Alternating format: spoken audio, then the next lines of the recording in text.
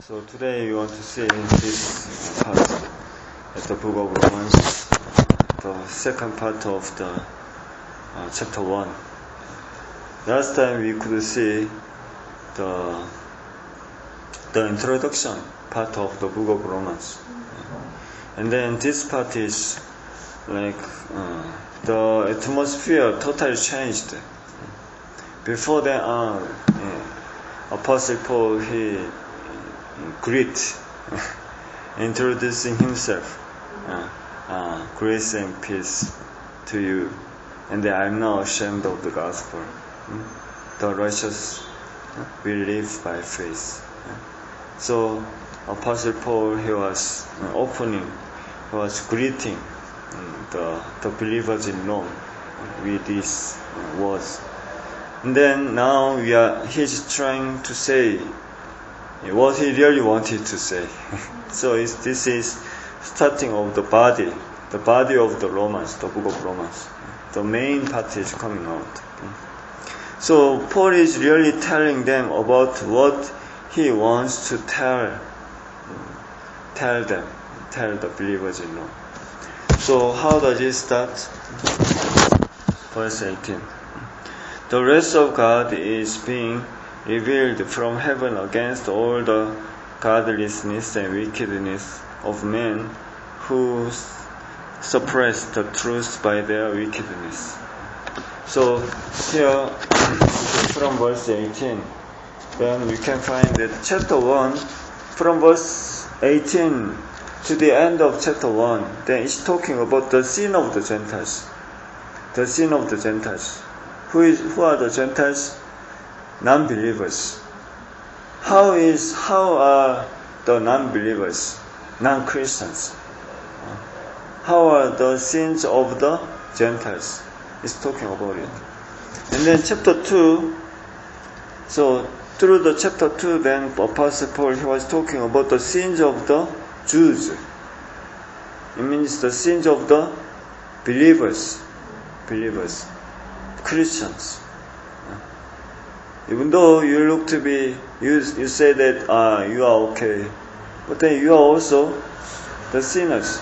You teach them while you are teaching others not to commit sin, not to commit adultery, but you commit adultery. And then when you are teaching others not to steal, then you are stealing the church. You are stealing the gods. So, even the believers, you are also still the sinners. And then chapter 3 is talking about that then everyone is a sinner. So the conclusion is everyone in this world, we are the sinners before God. So why is it? So that's why we need the salvation from God. So among them, then today we want to see the chapter 1 about the sins of the Gentiles, the non-believers, non-Christians. So how we are sinful before God. So today he is emphasizing the sinners. Why? Because you are the sinners. That is why we need to be saved. We need to be saved because we are the sinners. Because Jesus said that then if you are healthy, then you don't need a doctor.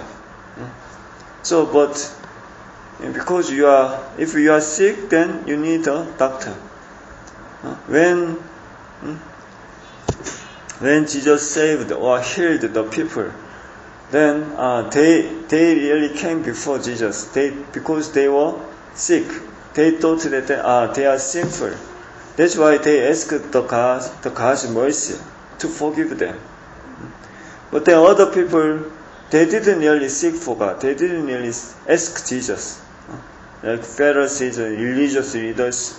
Because they thought that then, we are healthy. We are righteous. That's why they didn't really ask God. They didn't ask Jesus. So that's why Jesus said then, the sick people need a doctor. So the sinners. We need the Savior.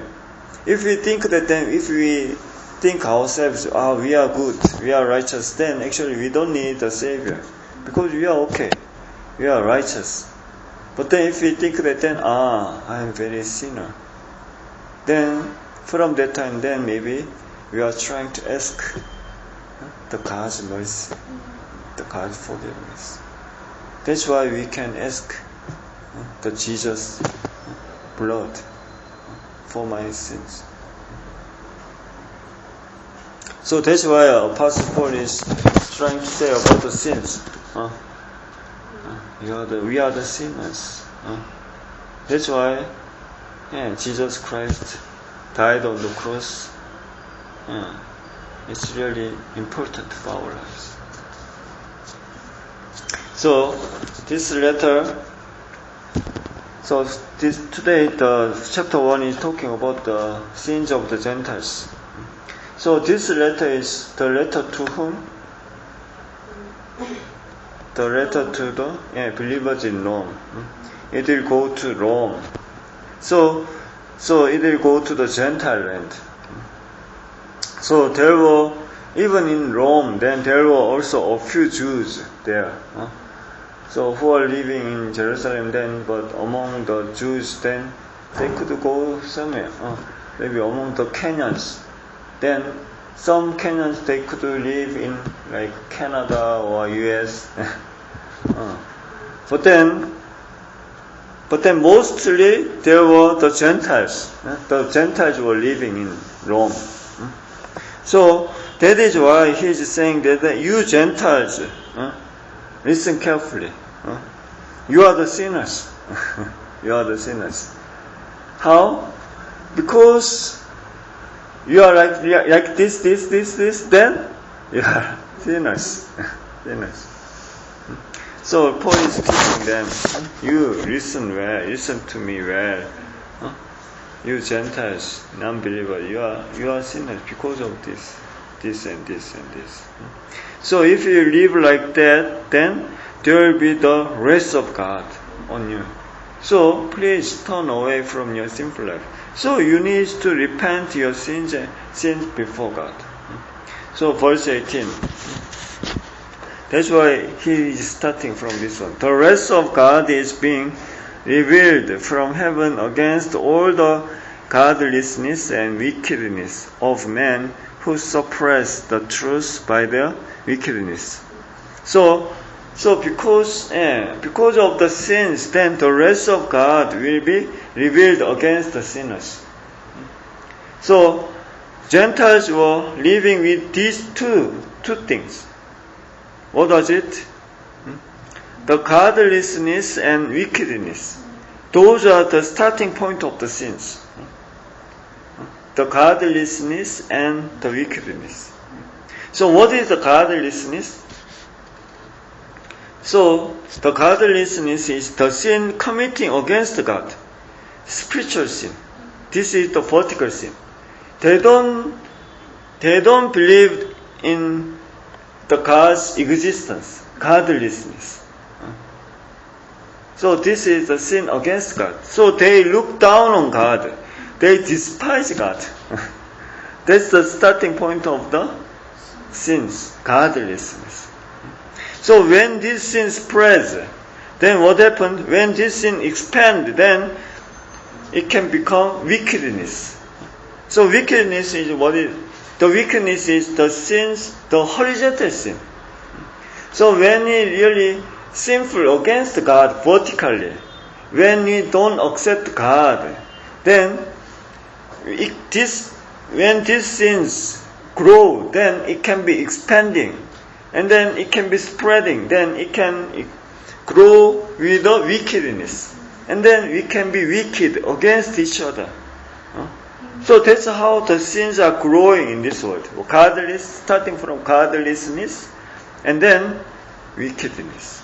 So you are godless and wicked before God, against God. So usually the Gentiles, the non-believers say that then God does not exist. Is there God?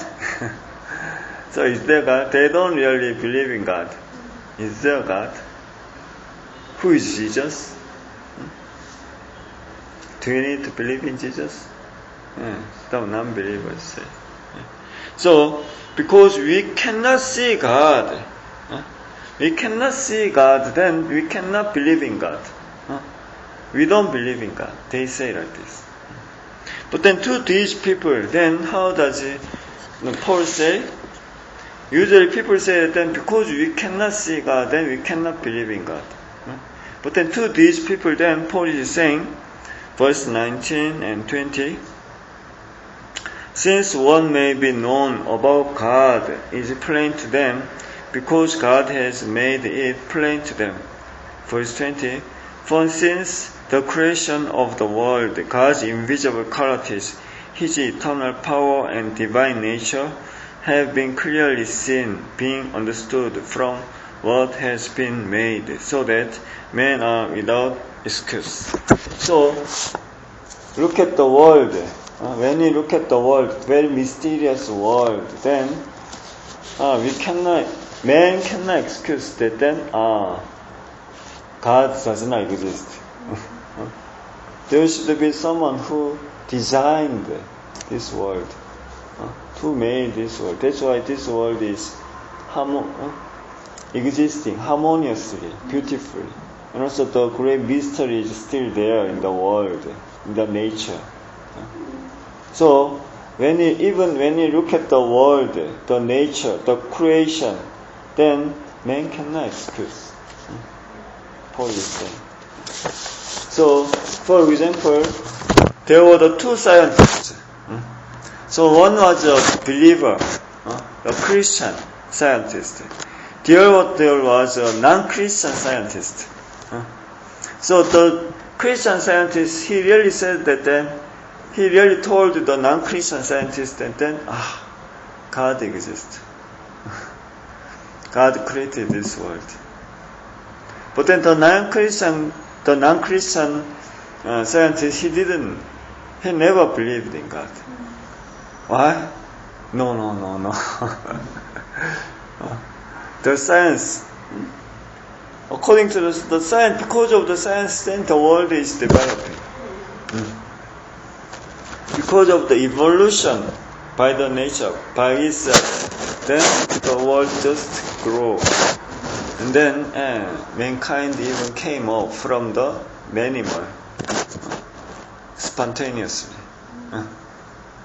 But then one day, the believer, the Christian scientist, he made a model, a universe model, but small. He was trying to make very well, very good garden, but then separate from the world. And then he was trying to put the animals and the germs, all the things there, like the small universe. And they looked very beautiful and harmonious.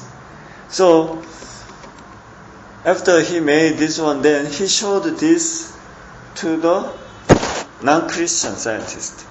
And then when the non-Christian saw that, then he was somewhat surprised. And then he asked the Christian scientist, who made this one? Who made this one? Then maybe the Christian scientist said that maybe. But then the Christian scientist, he says to the non-Christian scientist, someone made this one, right? So this beautiful garden, small universe, the model of universe. Then how about look at the world, look at the nature, look at the world, the whole universe. Can't you recognize that then someone or some being made this world, this universe? So, does it make sense? Yeah, it makes sense. So another way, how can you also experience God? How can you also recognize God? Through our spirit then, by nature, by intuition, then we can recognize God. So, usually when we face a sudden death, like a car accident, then someone has this kind of also. I say this kind of example many times, right? A person when he was driving, then suddenly he got an accident, and then maybe his car was hitting some like cliff, and then his car was like rolling down. Then he really was afraid. He was really fearful. He was really suffering. And then at this, for this small moment, for this small moment, then he started to pray God. He really shouted. He really called and asked God to save him, to save him. And then, actually, it's very strange, right? Even though he never been to the church, but then, by nature, he realized that then, I need to ask God. Please, God save me, save me. So the story that then, he was not really wounded, seriously. And then from that time then, he went to the church. Another story is this one. A person was drowning to the water with a flood, with a lot of rain. Then, at the river, when he was crossing the river, then before the rain, then the river was okay. The water was around up to his knees. But then, when he was crossing the river, then he realized that then the water was strong, and then he was floating. And then he was drowning down and coming out drowning down. Then he was almost dying. So when he was drowning into the water, then he could see that somehow the film was passing by in front of him.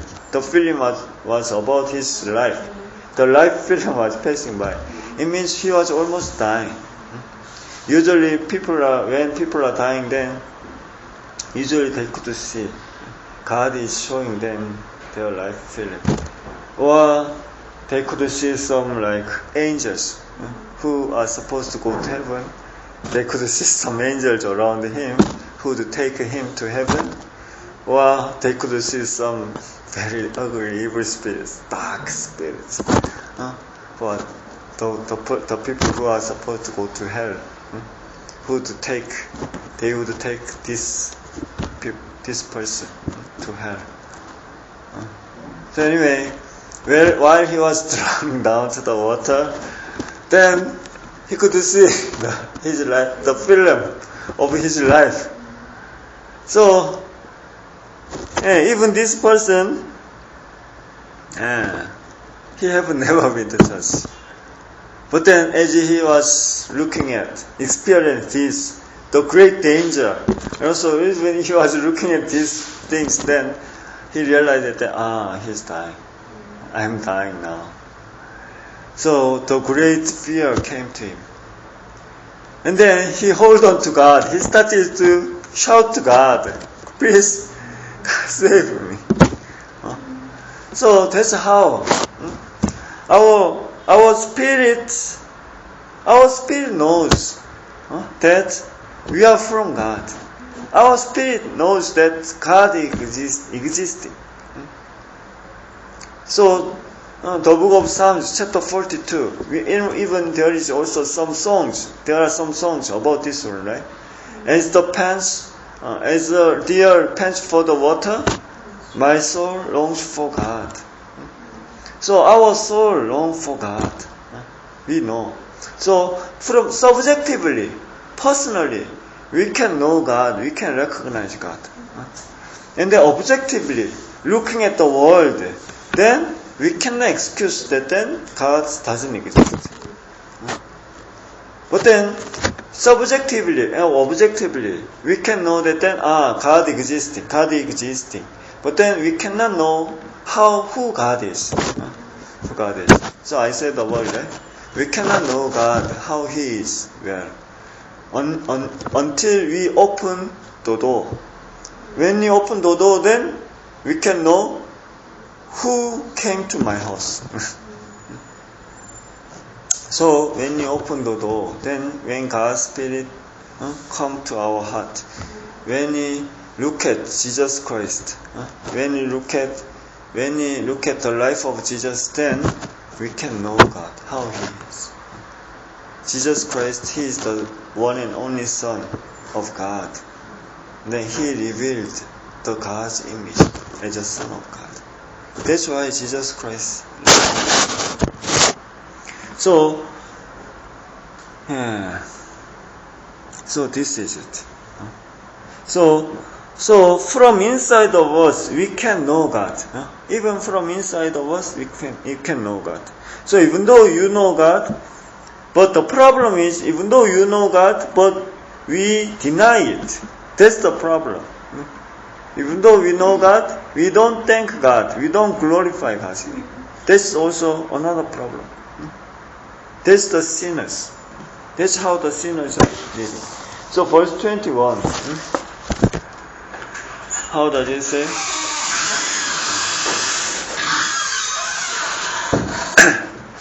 Verse 21, it said that, for although they knew God, they neither glorified Him as God nor gave thanks to Him. But their thinking became futile and their foolish hearts were darkened. So even though they know God, they didn't glorify God nor give thanks to God. So they are foolish.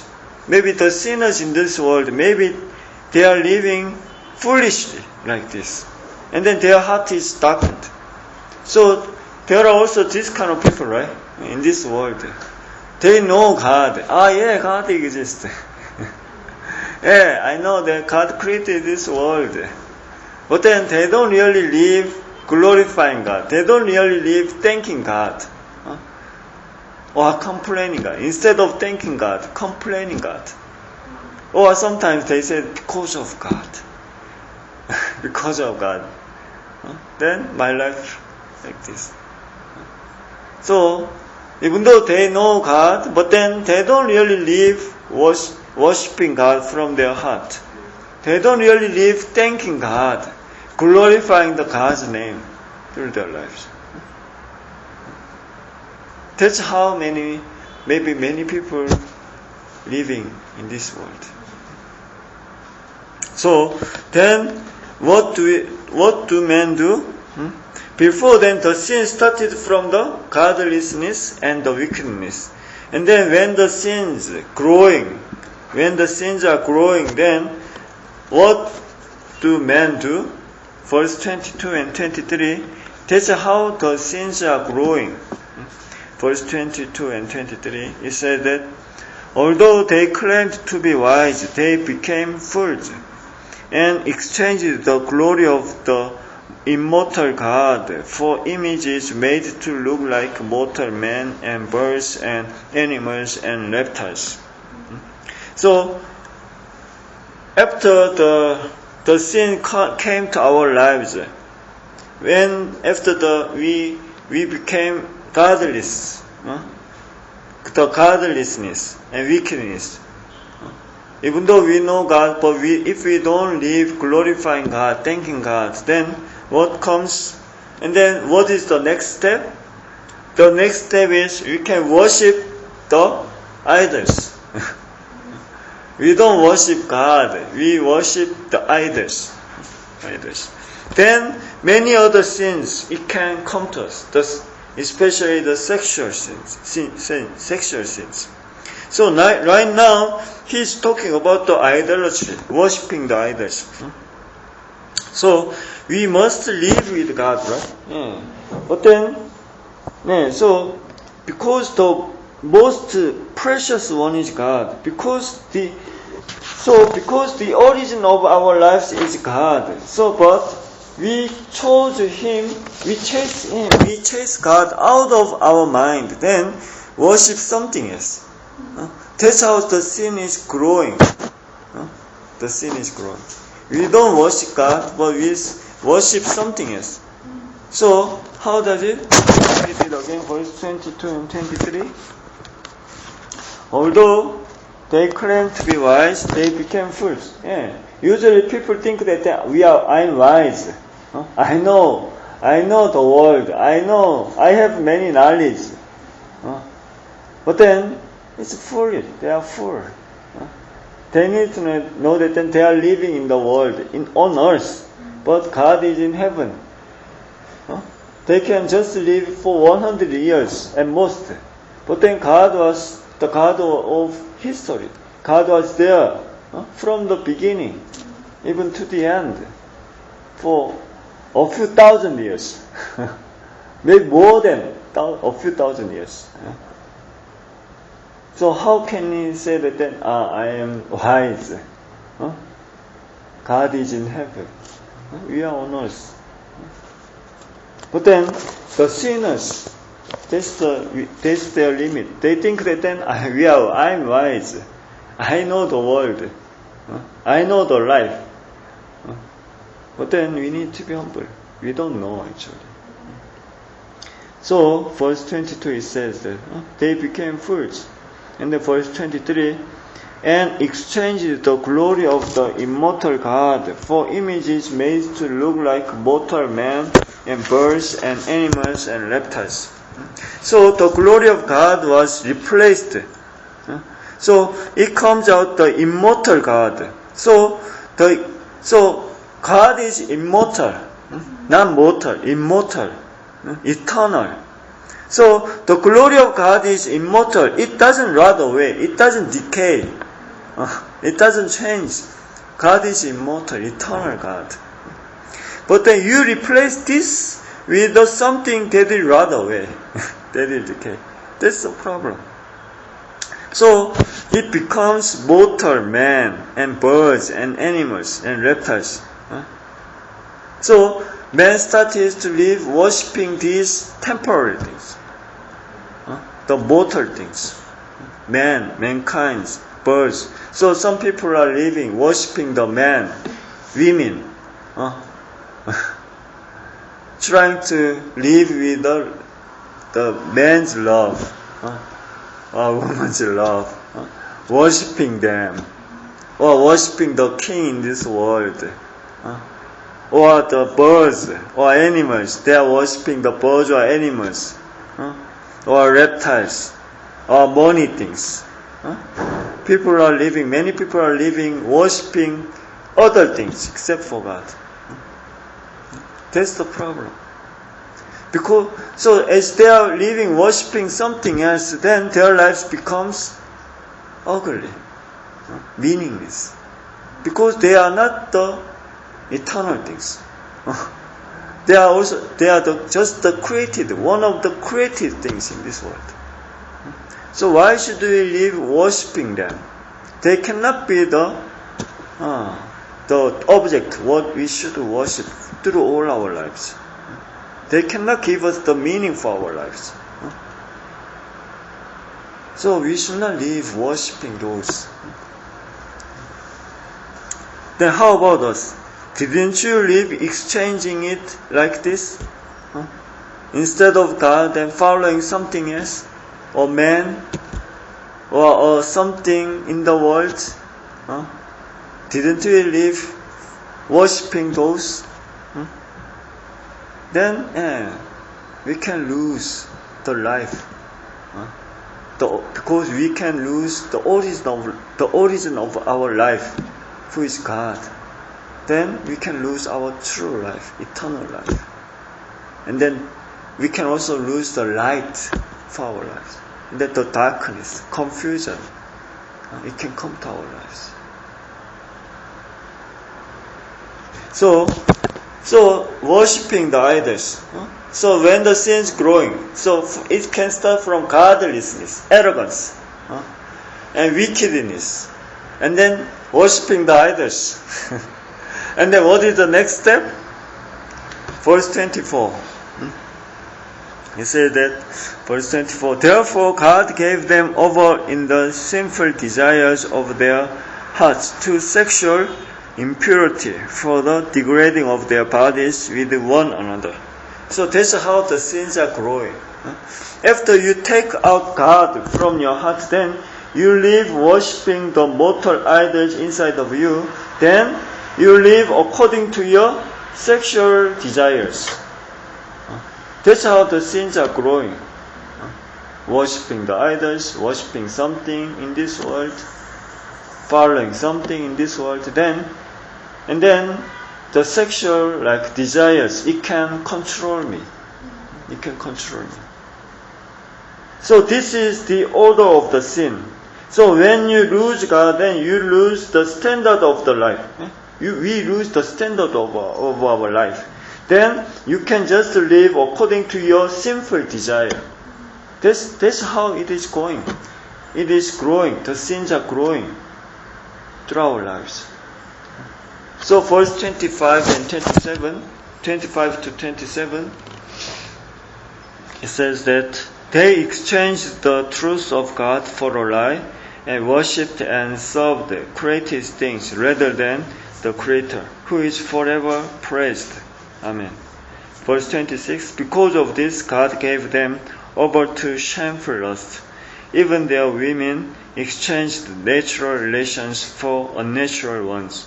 In the same way, the men also abandoned natural relations with women and were inflamed with lust for one another.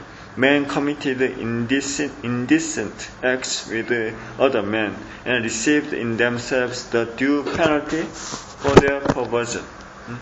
So when men fall away, then in the sexual way, then when it reaches the ultimate peak, then what comes out?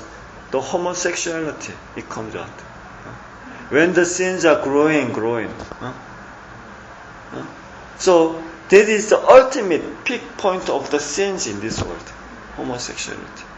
Before then false loves, men and women, not the true relationship of love, not from the marriage, just play for the pleasure. And then that's how in drugs, sexual immorality, drugs. That's how this world is so sinful, dirty. That's how the sins, it grew a lot in this world. And then when it reaches to the ultimate point, then the homosexuality, it comes out to this world. So when the homosexuality is coming out, then we can think that then it's the end. The end of the world. The sins, it really reached to the end. To the end. So the homosexuality appears. So men with men, women with women. So this is the ultimate peak of the sin. So what? So this is what? This is the image of what? This was the image of Rome. In Rome then, the Roman Empire is full of the sins. And then there was also the homosexuality was there. When you look at the developed countries nowadays, even nowadays, then what can you find? We can also find the homosexuality there. When you look at the homosexuality, then we can imagine that then sins really grew and grew, and then really sins reached to the end. So it means almost the judgment is coming. There is no hope, no hope. So like U.S. Actually, it is a great country. It's a great country. They were sending the missionary to the world mostly, the most missionaries. But then nowadays it's different, full of the sins there. And then this is also coming to also spreading to the world. The sins are spreading to the world. Even nowadays, I heard that then some kind of homosexuality is coming out in Kenya or Uganda. It means the sins is really overflowing now in this world. It's really overflowing. So it's really serious. So, but then how does God do? Verse 28 and 29. verse 20 and 29, it said that furthermore, since they did not think it worthwhile to retain the knowledge of God, He gave them over to a depraved mind to do what ought not to be done. They have become filled with every kind of wickedness, evil, greed, and depravity. They are full of envy, murder, strife, deceit, and malice. They are gossips. So that's how the sins are really growing, spreading to this world. And then this world becomes very, very ugly. As we are leaving God, then as we are chasing out God from our heart, then this world becomes very ugly. Even our lives can become very ugly like this, full of sins. And then we can be suffering with the sins by ourselves.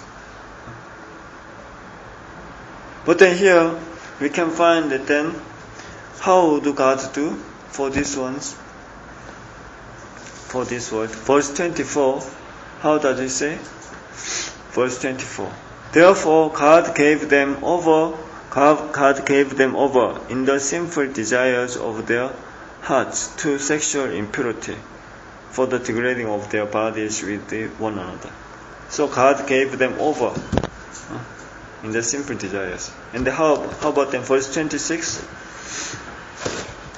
Verse 26 it said that because of this then God gave them over to shameful lust. And then even verse 28. Furthermore, since they did not think it worthwhile to retain the knowledge of God, God gave them over to a depraved mind to do what ought not to be done. So what is this? God gave them over. So God gave them over to a depraved mind. So God just let them be. Why? What do you think about it? Why did God let them be?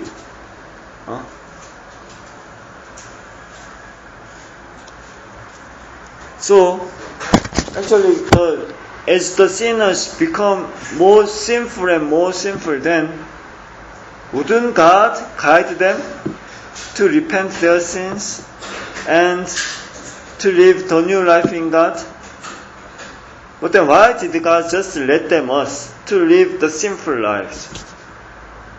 God just gave them over to a depraved mind, sinful mind. Why did God just let them to live like this? Sinful, with the great sins.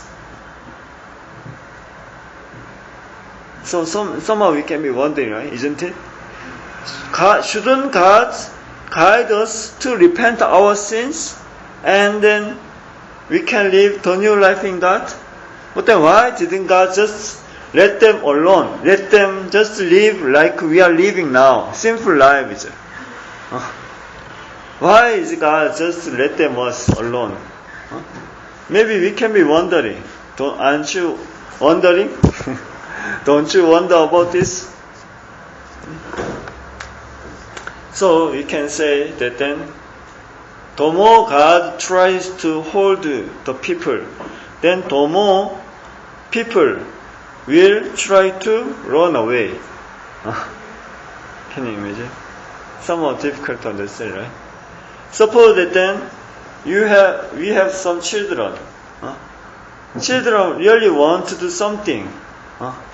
I want to do this. Yeah, but then if the parents are saying to them, then you should not do this one. It's not good. You should not do this one. Then what will be happening? Children will be the desire to do that one. It can be growing. My parents, he doesn't understand me. If my parents is blocking me, then maybe I will try to do it secretly. And then I will do it more. Right? Maybe before my father, then I cannot do this one. Before my father, then I cannot go to the bar using my father's car. But then when my father is not there, I can go to the bar, even using my father's car. This world, that's how this world is ugly. Actually, the sins, it cannot be solved with the power or beating. Very, very ugly. Foolish. And also it's force. With the force, then it cannot be solved actually. It cannot be solved. So this world, that's how the sinners, when we are trying to do something, somehow ugly, but then if God is blocking them, then the more God tries to block the people, hold them, then the more maybe we want to run away from God. The more we want to do these things. That's why God is just let them do as they want. So this is what? This is the sorrow of God, the pain of God for this world. This world want to live according to their own will. This world want to do what they just want to do. How about the prodigal son? Luke chapter 15. The prodigal son, he really wanted to go out to the world, leaving his father's house. And then he wanted to live his own life, taking the money from his father. But at this time, then, if the father, he was trying to block him, this prodigal son, knowing that then if my son goes to the foreign country, playing there, living there, then my son can die. Maybe his father was trying to block him, keep him from going to the foreign country. Then what would be happening? Maybe the prodigal son, he could be confined in the house. Even though he could be confined in the house, but his desire to go out, his desire to go out, to leave the father's house can be bigger and bigger, isn't it? Bigger and bigger. That's why the father, even though the father, he could imagine that what would be happening with my son. If my son go to the foreign country, then maybe my son could be, even he can die with his sins there. Even though he knew this, the father, he expected like this. But then the father just let him go. So God is the same. God is the same. The people in this world, as we are trying to live according to our own will, or trying to do something, then even though God knows it, then it can be very dangerous for our life of faith, even for our real faith, for our real life. Then God cannot just block us. We need to know this.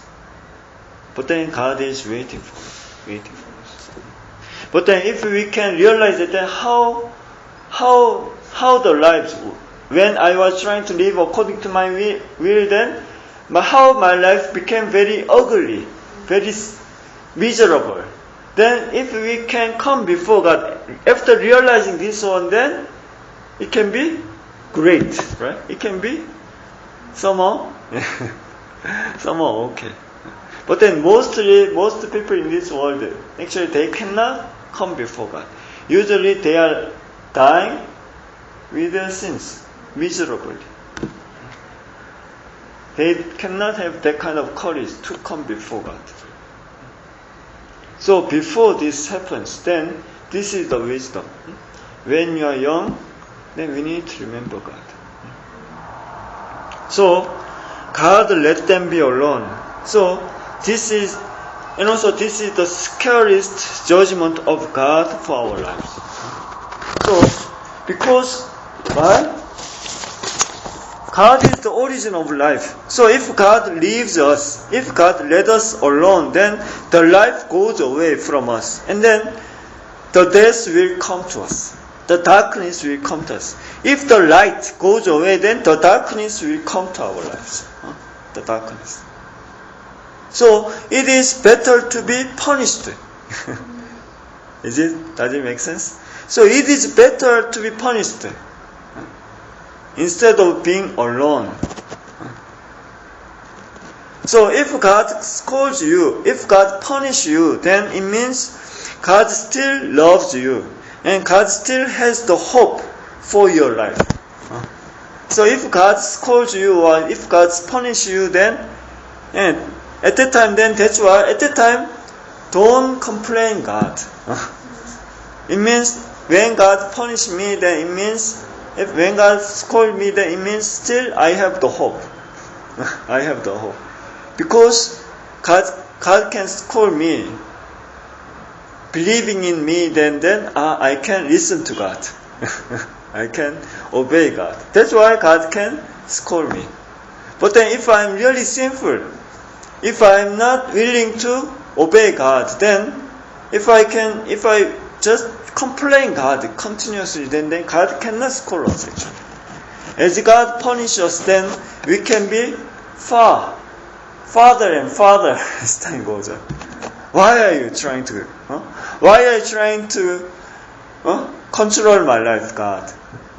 Don't touch my life. Don't control my life.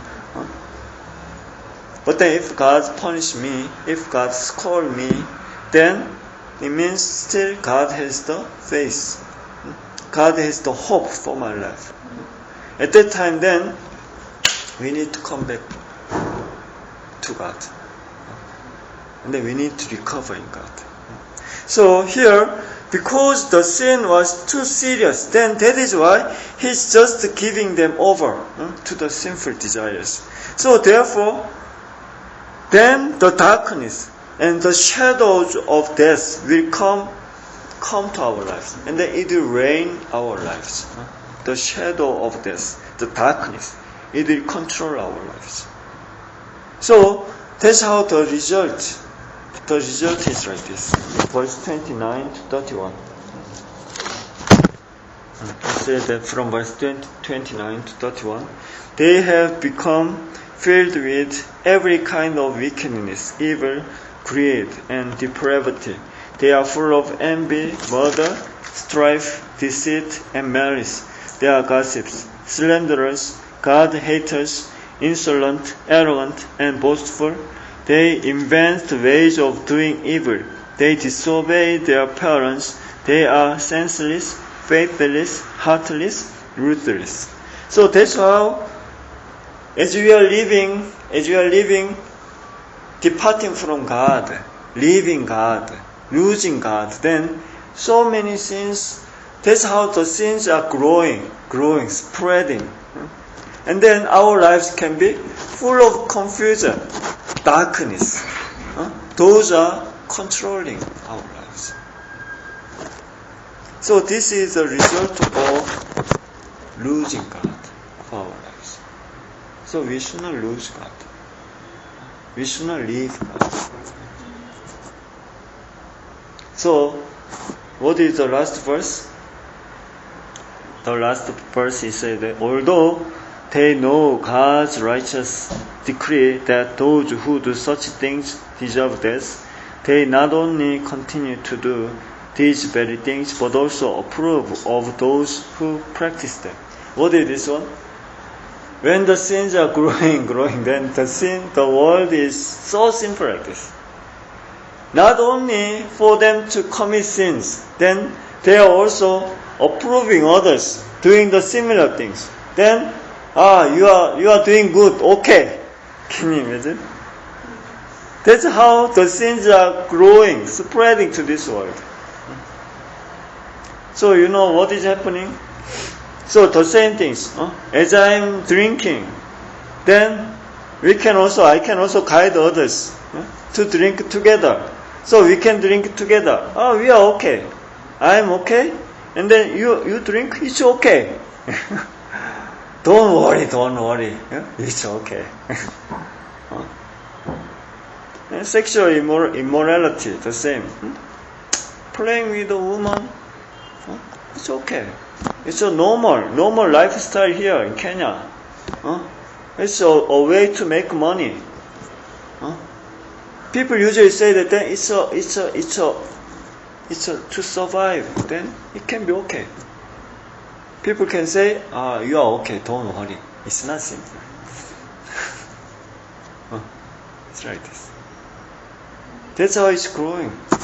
Homosexuality, the same. What is happening in US? They approved the marriage of between the homosexualities. It means, you married man and man. Yeah, it's a legal. Can you imagine? Legal. Don't worry. Very okay. So that's how they are making the world, the sins.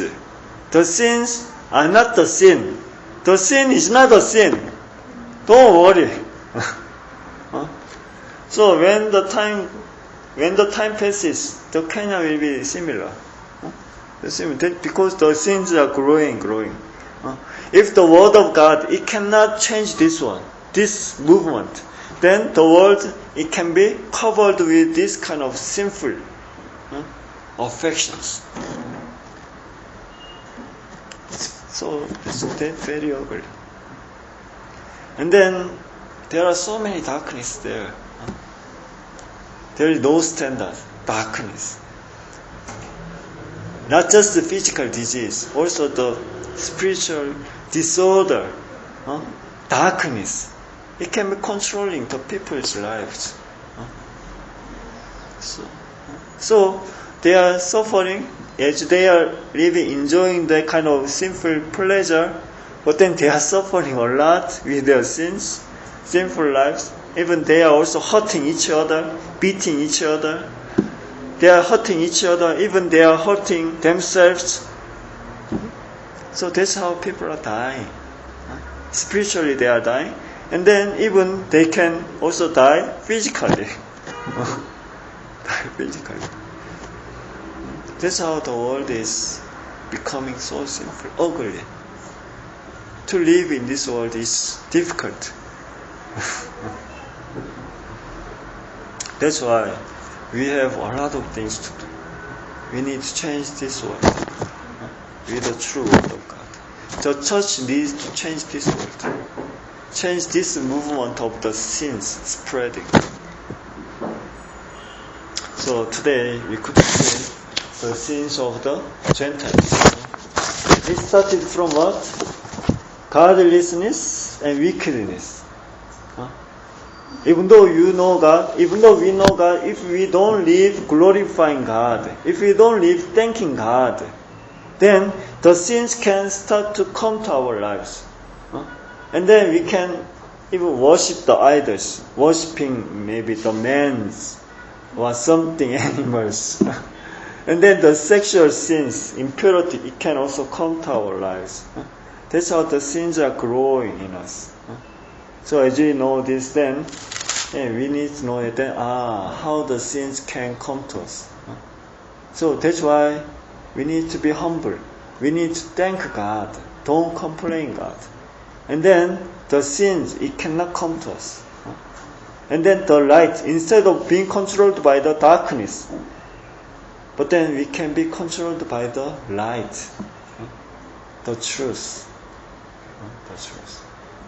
So as we are meditating the Word of God, we want to realize that how sinful this world is. But then we don't want to be affected by this world. And then we can live also affecting righteously. And then we can also save many people who are suffering with the sins. So we want to end here. Let's pray.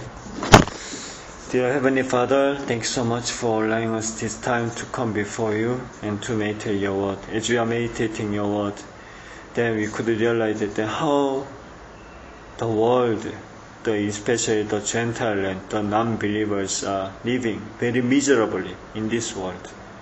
As we are living according to our own will, as we are living with a godlessness and wickedness, and then no thankful heart, and greedy, and then as we are living according to our own will, following the sinful desires, then the sins can come to our lives.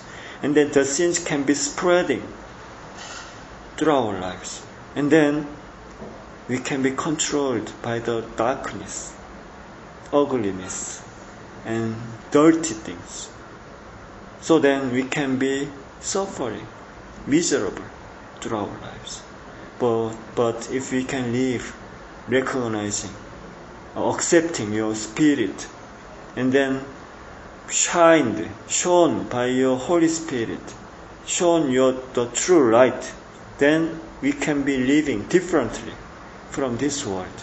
Instead of being controlled by the sinful desire, darkness, but then we can be living, being controlled by your Holy Spirit, and then the true light, then we can be living the new life in God with the true happiness.